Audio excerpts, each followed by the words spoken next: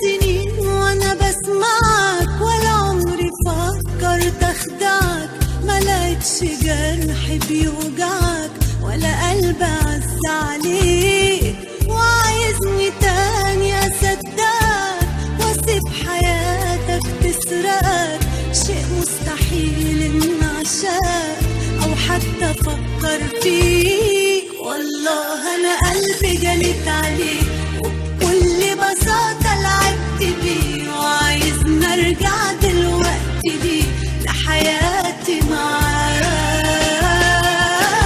شفت القسوة فيك وعرفت الغدر ده من عينيك، انا بعد ده كله ازاي وليه ارجع لهواك.